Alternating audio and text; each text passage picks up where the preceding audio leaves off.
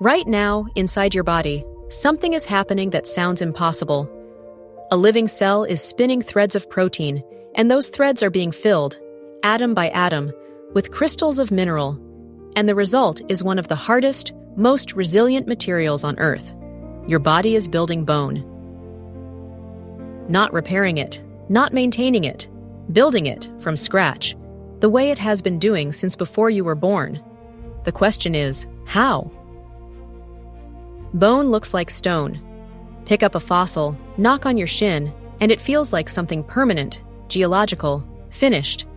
But that impression is completely wrong. Bone is a living tissue, threaded with blood vessels and nerves, populated by millions of active cells, and it is being torn down and rebuilt, continuously, right now. To understand how it's made, we have to go small, very small. It begins with a cell that doesn't know what it is yet. Deep inside bone marrow and connective tissue, there are mesenchymal stem cells, unspecialized biological wildcards, each one a sphere of possibility about 10 micrometers across, floating in the dark interior of your body. These cells receive a signal.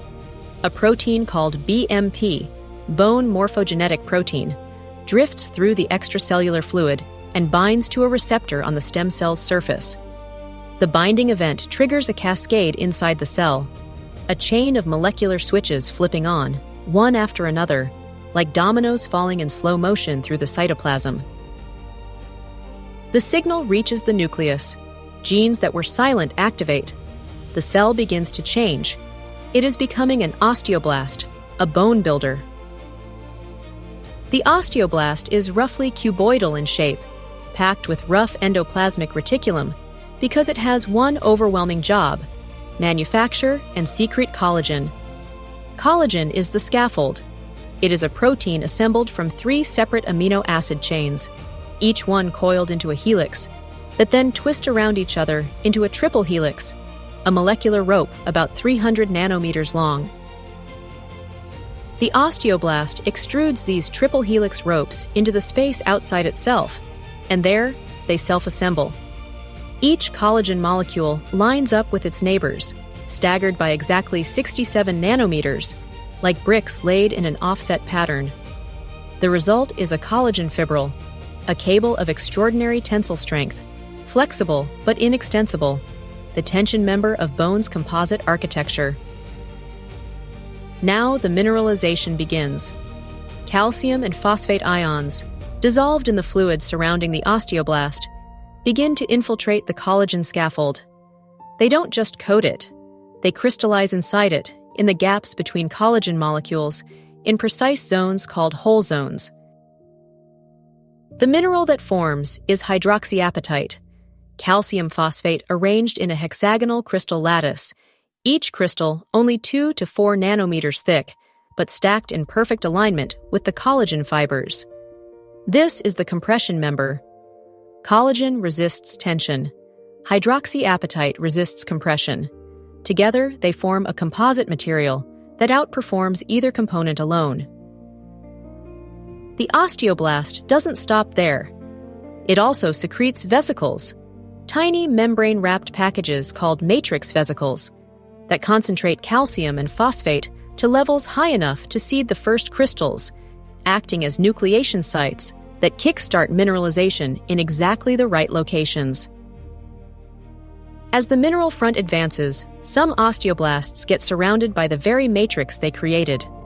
Entombed in bone, they transform again into osteocytes, the long-lived sentinels of bone tissue. Osteocytes extend long, spidery processes through microscopic tunnels called canaliculi, forming a network that spans the entire bone.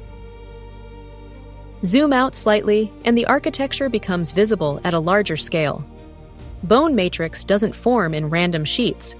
It organizes into osteons, cylindrical units about 200 micrometers across, each one a series of concentric rings of mineralized collagen surrounding a central canal carrying blood vessels and nerves. This is the Haversian system, and it is the structural unit of compact bone. Here is where this plays out in real life. In a human embryo, around week 6 of development, the first bones begin to form. In the skull and clavicle, osteoblasts lay down bone matrix directly, a process called intramembranous ossification. But in the long bones of the arms and legs, something more elaborate happens. A cartilage model of the bone forms first, and then it is progressively replaced by bone, a process called endochondral ossification. The growth plate, a thin disc of cartilage near each end of a long bone, is where childhood bone elongation happens. Chondrocytes, the cartilage cells, stack up in columns, proliferate, enlarge, and then die in an orderly sequence, leaving behind a cartilage scaffold that osteoblasts invade and mineralize. This process adds length to the bone, millimeter by millimeter, year after year, until adolescence closes the plate. When a bone breaks, the body runs the same program in emergency mode. A blood clot forms at the fracture site within hours. Within days, chondroblasts build a cartilage callus bridging the gap. Within weeks, osteoblasts invade that callus and mineralize it. Within months, osteoclasts remodel the rough new bone into smooth, load-bearing structure. The body rebuilds a broken femur in roughly 12 weeks, using the same molecular toolkit it used to build it in the first place. Here is the twist that changes everything you thought you knew about your skeleton. Bone is never finished. Even in a healthy adult, specialized cells called osteoclasts, large, multinucleated, acid-secreting giants, are constantly dissolving bone matrix, releasing the minerals back into the bloodstream. Osteoclasts carve tunnels through old bone, and osteoblasts follow behind them, filling those tunnels with fresh matrix. This cycle, resorption and formation, is called bone remodeling, and it never stops. In a child, formation outpaces resorption, and bones grow. In a healthy adult, they balance. In old age, resorption can outpace formation, and bones thin. The entire mineral content of your skeleton is replaced roughly every 10 years. The bone you have today is not the bone you had a decade ago. It has been dissolved and rebuilt, crystal by crystal, collagen fiber by collagen fiber, by cells following chemical instructions written into your DNA. Your skeleton is not the permanent structure it appears to be. It is a dynamic record of every mechanical load you've applied, every calcium-rich meal you've eaten, every hormone signal your body has sent. When the balance tips, when osteoclast activity outpaces osteoblast response, bone density falls. Trabecular bone, the spongy interior lattice that gives bones their lightweight and shock absorption, develops larger and larger voids.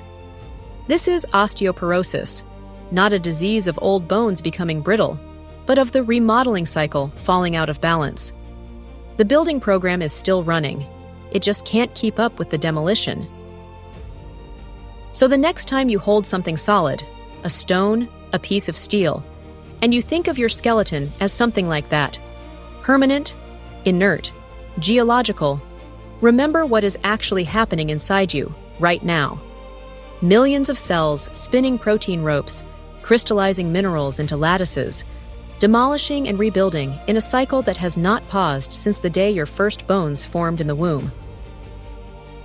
Your skeleton is not stone. It is a living factory, running without rest, building the architecture that lets you stand. And every bone in your body, from the tiny stirrup in your ear to the great arch of your pelvis, was built the same way. One cell, one signal, one crystal at a time.